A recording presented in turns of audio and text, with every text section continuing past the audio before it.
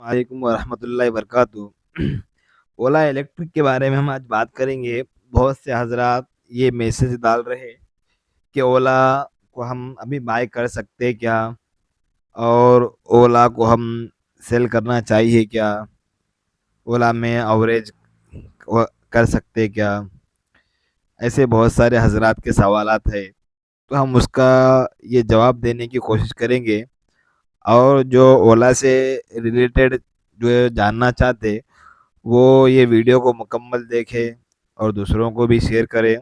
ये बहुत काम की वीडियो है, क्योंकि इसी तरह से उसके अंदर रैली आई थी ओला के अंदर, तो 75 रुपये से 150 रुपये हुआ। ऐसे ही भाग चुका था 50-60%। फिर वहाँ से एक लोगों के, किसी के 20 लाख, किसी के 50 लाख, किसी के 10 लाख, किसी के 5 लाख, ऐसा उसके अंदर अभी तक फंसे हुए हैं। तो ऐसा और हो सकता है क्या, हम उसकी इसमें वीडियो के अंदर जानने की कोशिश करेंगे। आप मुकम्मल अगर देखें तो आपको समझ में आएगा। हम इसका जो मंथली वॉल्यूम है, पहले हम वो लगा कर देखते हैं। तो इसमें लास्ट 2 मंथ का जो वॉल्यूम है वो अच्छा बता रहा है, वो वॉल्यूम अच्छा है। वो हिसाब से शेयर में और रैली आ सकती है। कैंडल का अच्छा बनना, वॉल्यूम का भी अच्छा होना, ये शेयर के आगे जाने के लिए तो बन सकता है, आगे जा सकता है शेयर।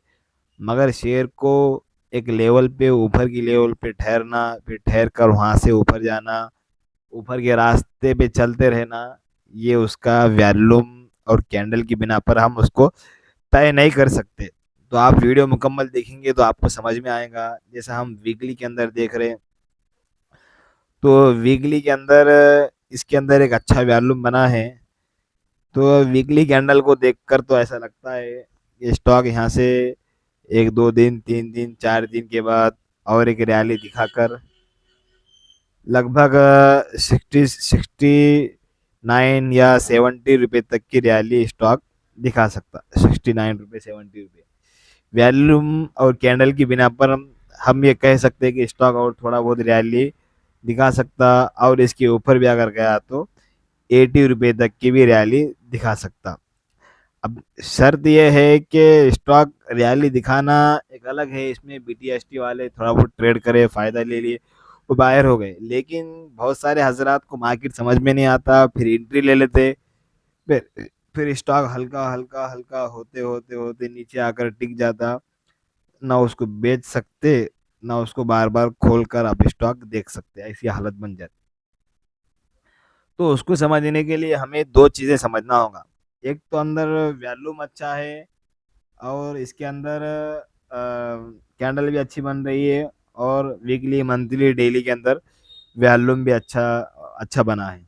तो ये काफ़ी नहीं है। तो इसके अंदर दूसरी जो मेन चीज़ है, इसको लोग डिलीवरी के अंदर बाय करना ज़रूरी है। कोई कंपनी अच्छी है, अच्छा काम कर रही है, तो लोग उसको बाय करेंगे ना।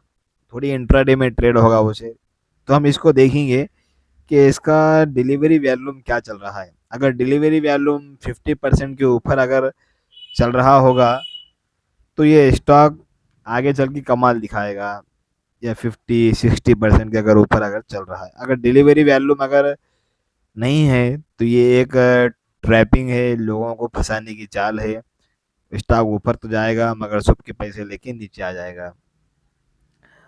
तो हम मनी कंट्रोल के ऊपर उसका जो वॉल्यूम है आसानी से यहाँ पे शो हो जाता है। तो हम इसका मंथली, 1 मंथ का जो एवरेज है उसका हम यहाँ देख रहे हैं कि 1 मंथ एवरेज 33 करोड़ उसका रोज का वॉल्यूम है, इंट्राडे का वॉल्यूम।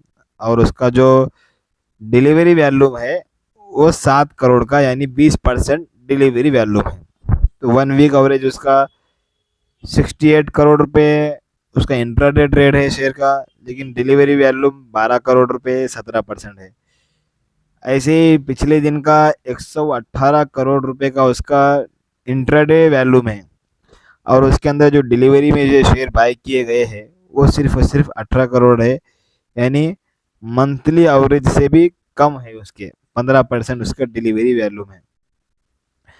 तो ऐसा डिलीवरी वॉल्यूम तो ये कह रहा है कि ये शेयर ऊपर तो जाएगा मगर जाकर टिकेगा नहीं, नीचे आ जाएगा। एक ट्रैपिंग चल रही है इसके अंदर, ये ऐसा टेक्निकल कह रहा है। अगर आप बाय करेंगे तो अगर आने वाले क्वार्टर में अगर रिजल्ट अच्छा आए, अगर इसके जो फंडामेंटल अगर मजबूत हो गए, तो शेयर टिक भी सकता, ऊपर भी जा सकता। वो मजबूत होने के बाद के काम है, वो फंडामेंटल मजबूत होने के बाद के काम है। तो हम ऐसे शेयर में पैसा क्यों लगाए जिसके फंडामेंटल मजबूत होने का इंतजार करें। ऐसे कईयों शेयर पड़े हुए हैं जिसके फंडामेंटल मजबूत है, जो कंपनी एकदम बेहतरीन है। ऐसे बेहतरीन कंपनियों को छोड़कर हम क्यों ऐसे कंपनियों में पैसे लगाए जिसके फंडामेंटल हो सकता मजबूत हो सकते। जो नए ट्रेडर है, जो नए भाई है, जो नए शेयर्स खरीदना चाहते हैं, वो ये चीज़ों को समझे। और जो निकलना चाहते हैं तो वो सपोर्ट रेजिस्टेंस को देखे, देखे सारी चीज़ों को समझे।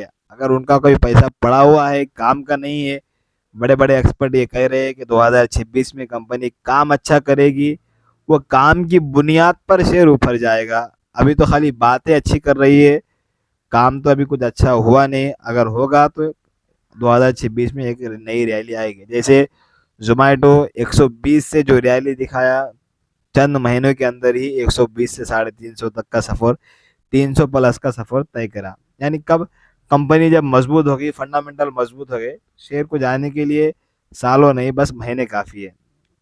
तो जब तक हम क्यों इंतजार करेंगे। हाँ भाई, अपने पास बहुत सारा पैसा पड़ा हुआ है तो उसका 10% 5% लगता है कि शेयर हमको ऊपर जाएगा, तो हम उसके अंदर डाल के रख सकते हैं।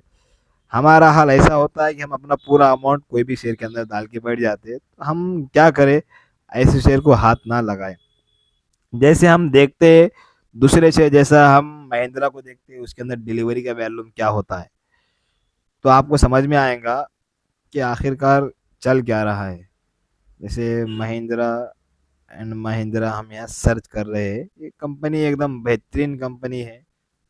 इसका देखिए, इसको लोग डिलीवरी में कितना बाय कर रहे हैं, फिर इंट्राडे में कितना लोग इसको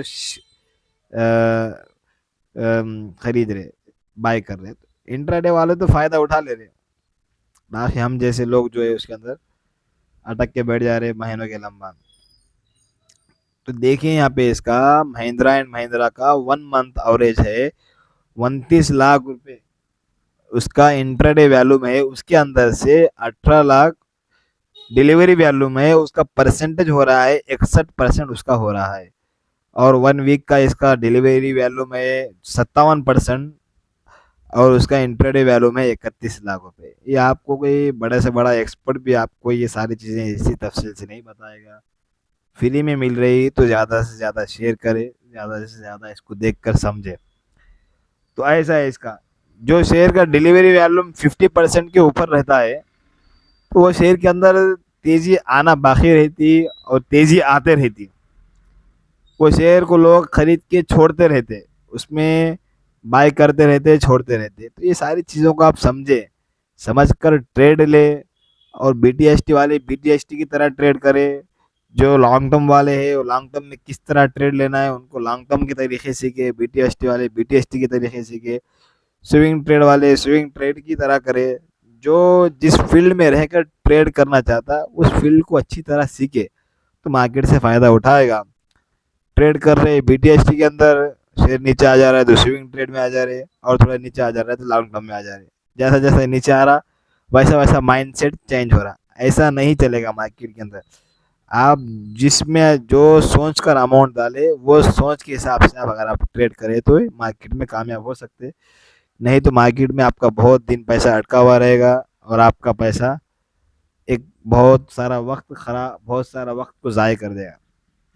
इससे अच्छा अगर आपको मार्केट समझ में नहीं आया, कोई प्लाट के अंदर डालो, साल 2 साल 3 4 साल में कुछ पैसा बनकर तो आएगा, कम तो नहीं होगा। तो ये सारी चीज़ें समझेंगे तो मार्केट बहुत बड़ी चीज़ है, इसमें से पैसा निकालना बहुत आसान है। सब चीज़ें समझने के बाद, सीखने के बाद, अगर समझेंगे नहीं, सीखेंगे नहीं, तो सब चीज़ों से मुश्किल मार्केट से पैसा कमाना है। हर जगह से पैसा निकालना आसान दिखेगा, मार्केट से पैसा कमाना मुश्किल दिखेगा। ये सारी चीज़ों को समझ कर ट्रेड करें। लगते हुए